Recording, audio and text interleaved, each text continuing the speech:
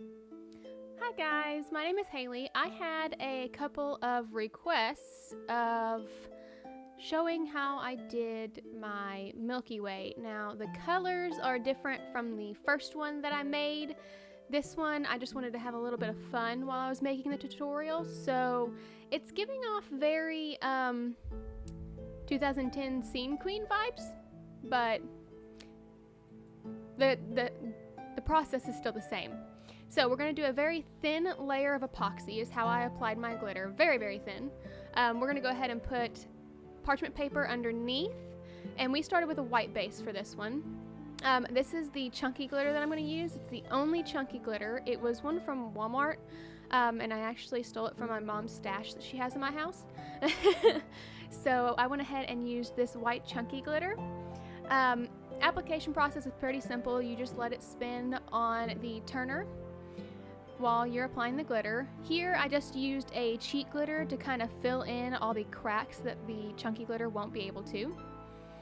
We are using the Glitter Guys Ectoplasm color. It's a really pretty lime green, and then we're going to apply that as thick as you can, and then we're going to go in with the same company, Black Cat. And what I like to use when I use a black is to do a cheat glitter on top of it. So when I finish, this will have a cheat glitter on top of it as well. Then our next color is Blushy Slushy. It's a really pretty like pink, but not quite raspberry color either, but it's not really a hot pink as well. Stands out really good against these other colors. And all these are gonna be, I think they're 0.05 cut glitters. This one is Disco Dust. It's a really gorgeous silver color. I got this and I thought it was just gonna be a silver, and turns out it's just gorgeous. It's not just a silver, guys.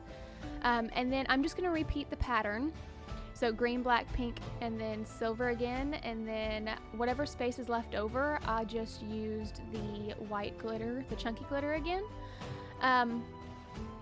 This is the easy part. I think most people struggle with actually applying like that, the overlay, so the smearing and milky style part of it.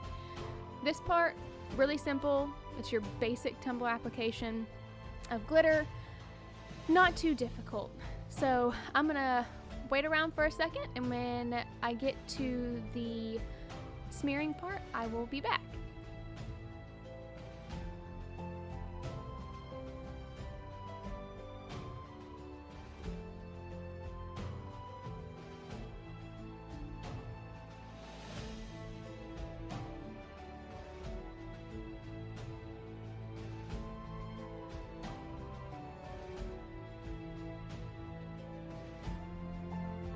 Okay, so right here I actually have a spare like salt and pepper shaker that I pour all of my excess color of glitters into.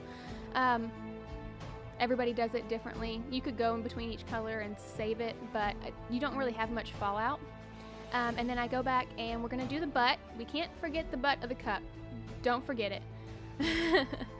I just chose the pink because I thought it was a really pretty color, but you can obviously choose any color you wanted. You could have kind of tie-dyed it a little bit with your glitter. Right here, we're just gonna take that same parchment paper and roll up our cup and flatten everything down and tap off the excess. And now we are getting to the fun part. I let my epoxy dry for about an hour and a half before I started this, and then I've mixed up some fresh epoxy for the white and silver paints that are about to go in. These are just regular Michael's paints, and I just mixed them into a small bit of epoxy.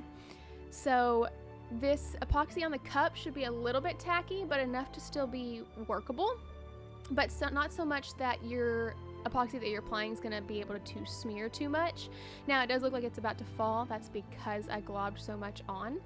I'm going to go ahead and pre-put this colored epoxy on top of it, and then put my glove on. Always use a gloved hand, and then just kind of lightly smear it.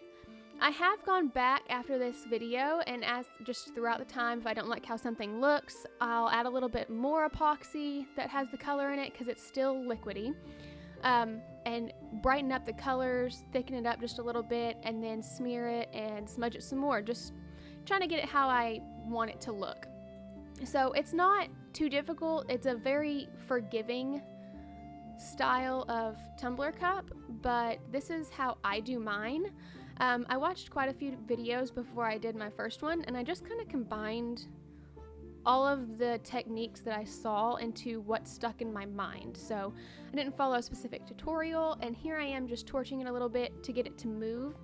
I still like a little bit of movement. Some people don't want it to move at all, and that's perfectly fine. You can do that if you want to, but I chose not to. And in the rest of the video, all I'm going to be doing is just adding more, taking some away, cleaning it up a little bit, and letting it move. Bye, guys.